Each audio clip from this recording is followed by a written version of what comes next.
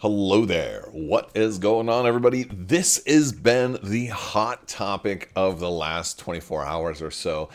This slide you see before you, the top miniatures lines from fall 2024. This came out of GAMA. This was put on by the data from the ICV2 presentation. This is what we're going to talk about in today's video because it's very interesting, but also has sort of set the internet ablaze with regards to Star Wars Legion and other things. And so I want to talk about this a little bit because there's some surprises here. There's some things that aren't surprising here, and there's some things I think might need some greater context. So that's the topic of today's video. If you haven't already, make sure you're entered to win that $25 Amazon gift card giveaway that we're running right now. You just have to be a subscriber and leave a comment on this or one of my videos. Let me know what your favorite miniatures line is, and what do you hope to see making the top 10 list for 2025 and its various quarters of sales input. So we're going to talk about this a little bit. We're going to run through the top 10, and then we'll talk about them. So coming in at number 1. Now again, this is not just miniatures games. This is miniatures lines, because some of the things that are on here, of course, are not games unto themselves, but rather supplementary miniatures. So first off, number 1 is Warhammer 40,000. I don't think anybody is surprised that 40K is at the number 1 spot. I think it's been dethroned. You probably count on one hand the number of times it's been dethroned. I think X-Wing had it once, which was a really cool thing. Number 2 is a big surprise to a lot of people. BattleTech by Catalyst Game Labs. Catalyst has been doing a really good job with BattleTech. It's one of those games I have not gotten into.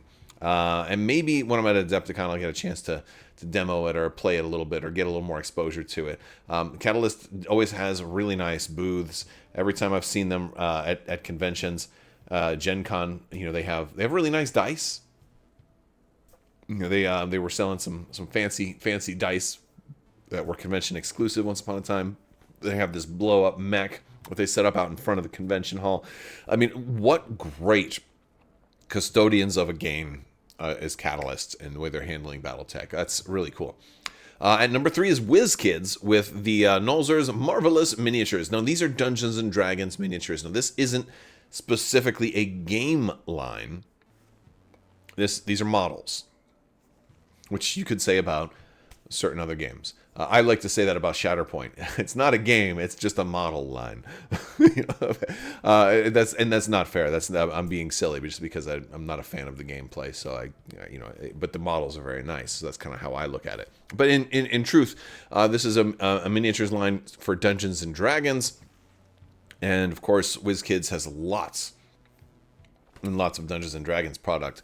So that's pretty good. Now, for those of you who didn't know, WizKids was bought years ago by NECA, and NECA makes some really great movie accurate collectibles and awesome action figures.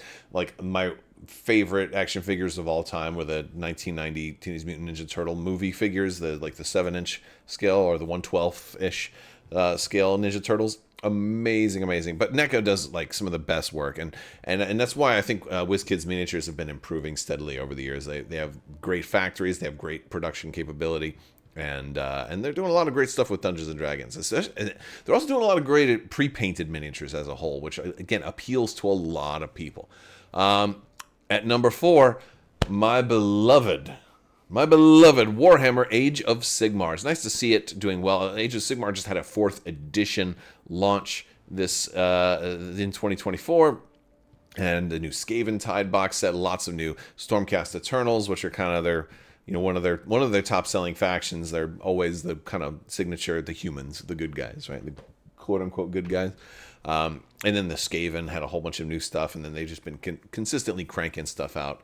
I absolutely love that game. I think it has maybe the best models out of any game, out of any miniatures line. In my opinion, I think the models for Age of Sigmar are the greatest on the planet. And the gameplay, I really enjoy the gameplay too, but that one's a true 60% hobby, 40% gameplay. And that's great because when I show up to a game, it's more like a game of show and tell. Like, look at the new guys that I put in my army, and let's take pictures of it. Oh, okay. I don't care who wins or who loses, but I do care. It's a great game, but at the same time, I love the hobby aspect of it. Number 5, Heroscape by Renegade. Now this one is also like a welcome surprise for the fans of Heroscape. I'm so happy for you guys. This is a game I never have gotten into. It's got the hexes and you got the boards and it's like this huge mix and match and you can just put anything in there. I almost got into it a little bit. There was I don't know how compatible it was, but Magic the Gathering had a game system that was very much like Heroscape. I think it played similar to Heroscape. I never really played it much. I kind of got into it a little bit, was trying to like read it and trying to learn how to play, and ended up kind of drifting away from it. But I know like Tom Vassal's always had Heroscape as his #1 game of all time, like historically. And this game they tried to get resurrected over at HasLab. Hasbro had it, and it didn't fund because they were doing it unpainted, whereas Heroscape I believe was always painted.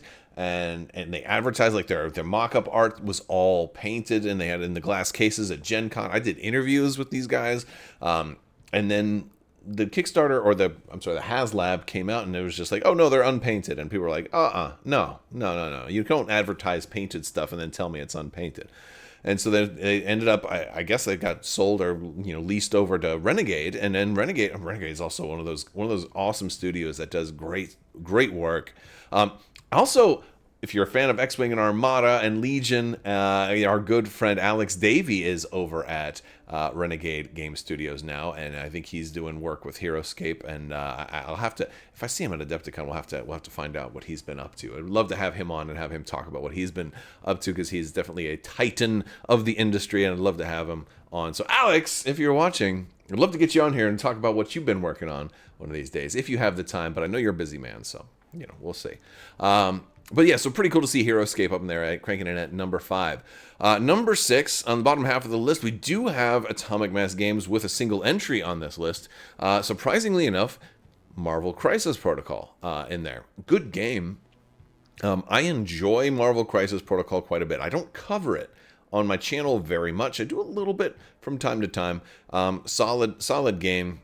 Not my favorite in the world. I have a few gripes with it, but they consistently come up with new stuff, and I think Marvel's just really popular right now. So that's a good thing. Marvel Rivals, been playing that. By the way, for any Marvel fans in here, I was thinking of doing some like Marvel Rivals streams with like patrons and stuff, and like teaming up with some of you guys and doing some streaming and stuff like that. We used to do that when like that Star Wars that last flight sim game came out, and we were doing, I don't know, that'd be a fun thing. I don't know if any of you guys play Marvel Rivals. It's a free-to-play game on like console and PC. Super fun game. Like, they really hit the jackpot with this game. It's super fun. Anyway, but I feel like that's kind of helping and raise the visibility, because it's almost like you could say Marvel Crisis Protocol is Marvel Rivals, the board game, because there's a lot of crossover there. Another big surprise to a lot of people was Mantic with their number 7 entry with Halo Flashpoint. Now, I've covered this game. This is a very cool game. I'm delighted to see that it's selling that well. This is really good for Mantic. This is really good for Halo Flashpoint fans. This probably means we're going to see more Halo Flashpoint. I know they had plans for more factions and lots of extra mini model packs. It's a cool game, and it's got cool models. And while it's not pre-painted, they're pre-colored, so you can play straight out of the box, which is a good thing. So I liked that one. I've got videos for Halo Flashpoint too, if you want to check those out. Wait till after the video. Number 8, Reaper Bones. This is another miniatures line. Reaper has some great models. Gosh, my old gaming store, for those of you who have ever been to Orlando, if you've ever been to Sci-Fi City, they had a whole aisle full of Reaper Bones, Reaper paints. My first paints were Reaper paints. I don't know if you guys are that familiar with them. They weren't very good. They were like water they were almost like watercolors. They were acrylic, but they had so much like water, they were They weren't good. They weren't good. Now I don't know if the whole line of paints is that way, or if they were just old and had been sitting on the shelf so long that they separated to where me shaking them didn't do good. So I got very, very, very thin paints. But the miniatures are great. The miniatures are very cool, and I've picked up some of these too. They're just general purpose miniatures, good for D&D, good for proxying stuff, good for any RPGs. And they do Kickstarters too. They'll do like Reaper Bones I don't know if they do it every year or how often they do it, but they have some really cool miniatures, and so it'd be fun. It's one of those. Those are one of those products that I've always wanted to back. I'm like, oh, this would be really cool, but at the end of the day, I kind of changed my mind, and I'm like, nah, not this time. Maybe next time.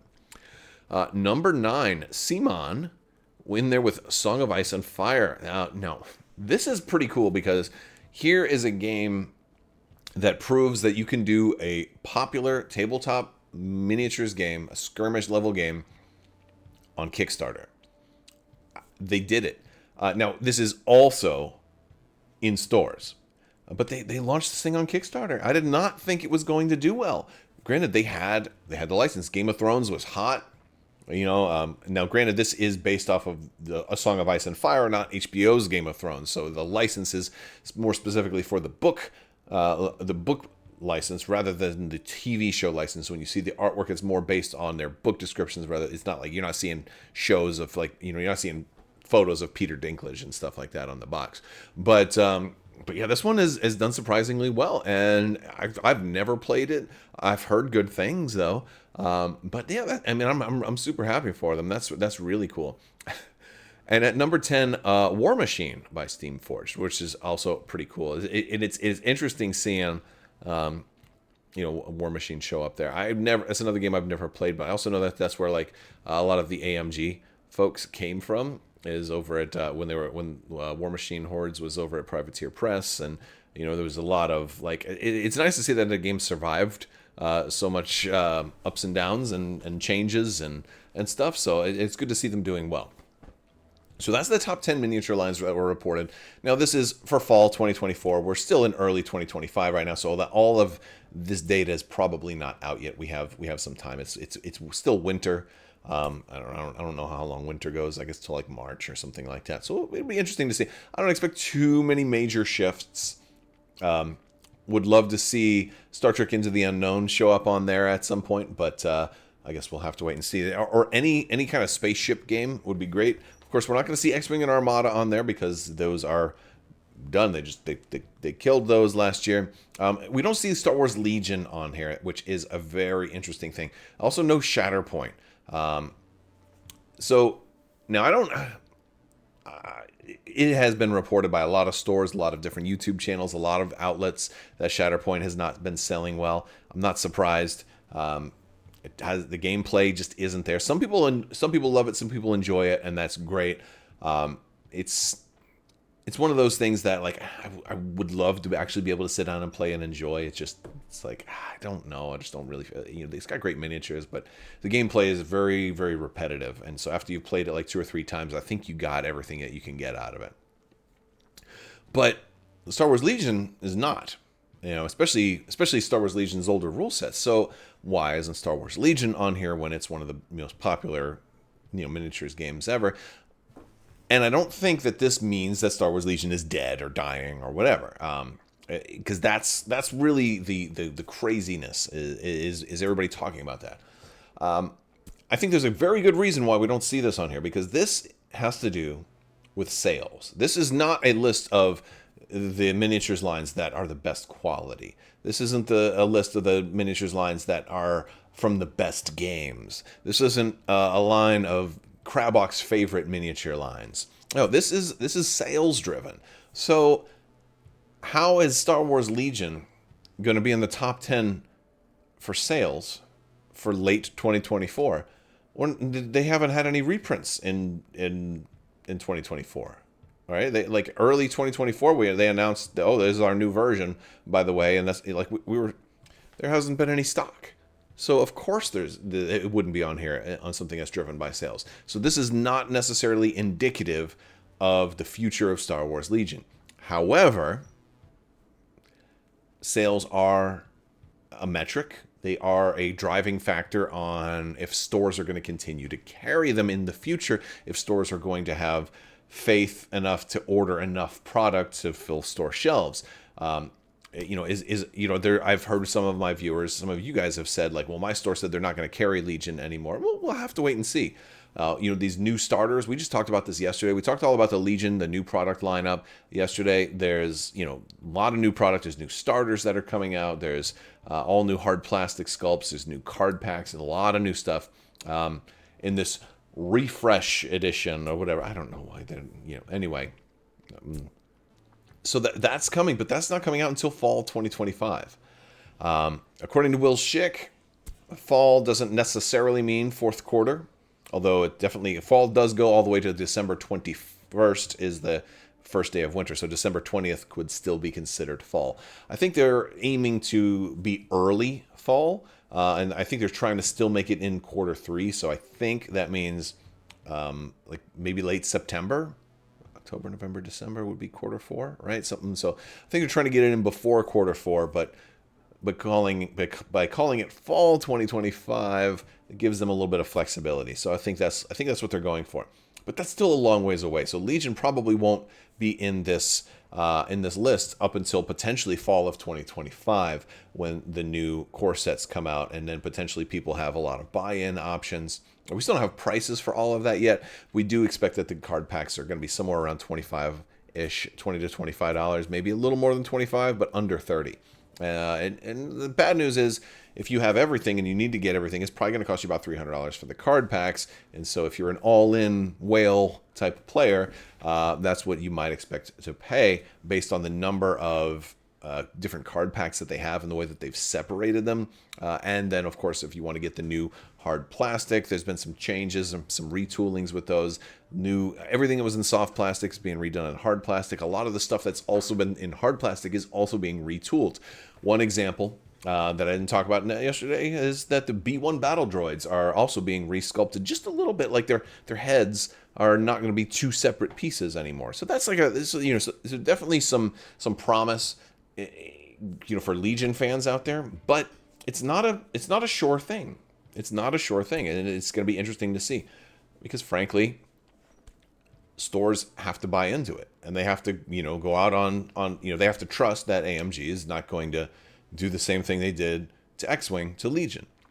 Stores don't want to order a whole bunch of stuff and then find out, oh, well, not enough stores ordered, and then our product is, it's just going to sit on store shelves and be dead because they canceled this game, and now I can't sell the product, or I have to mark it down 50% off and, and get it going. And how many people are still going to be looking to get into the game at this point next year? I don't know. So it's interesting, but the important takeaway for this video is that the fact that Legion isn't on this list only means that they just didn't sell much in fall of 2024, which of course we know they didn't, because AMG decided that let's have a whole year with no product for Legion, or virtually no product for Legion. No restocks, no reprints, no starters, Battle Force boxes, so on and so forth. So that obviously affects sales. That obviously hurts the way a game is perceived across the market. Hopefully, stores will be anxious to get Legion back on their shelves as they show up with a new refresh edition of the 2025 version of Star Wars Legion. Guess we'll have to wait and see how it goes. But that's the point. Nothing. This on its own isn't anything for you to worry about. Your takeaways from this should be, wow, good job. To all of these awesome companies that have been doing great work here, and that includes Marvel Crisis Protocol too. Again, very cool game. They're doing good stuff with it. It's a fun game. I definitely enjoy it. But also good job to GW, still doing it. Still winning hearts and also crushing souls. And Catalyst with BattleTech though, that's really awesome. WizKids always making good miniatures there. Good job, Renegade. Congratulations there. And Mantic, awesome job with Halo. Reaper, of course, doing, not surprised to see them still represented in the miniatures department. Sigmar with Song of Ice and Fire. I mean, that game's old by now, and they're still doing well, which is awesome. I mean, great job continuing to support your product. A lot of companies that could learn from you. Good job. And then Steamforged with War Machine. Good job. So that's it. It's not like, oh my gosh, it's not the end of the world. The sky isn't falling. But we'll have to, let's look at that slide again next year, and see what fall 2025 looks like. I bet you Legion will be on there, but we'll have to wait and see. All right, that's going to do it for this video. I want to thank you guys so much for watching. Big thanks to my patrons. You guys are out of this world and help make this whole channel possible. I will talk to you later. May the Force be with you. Live long and prosper. Be excellent to each other. And always wash your socks.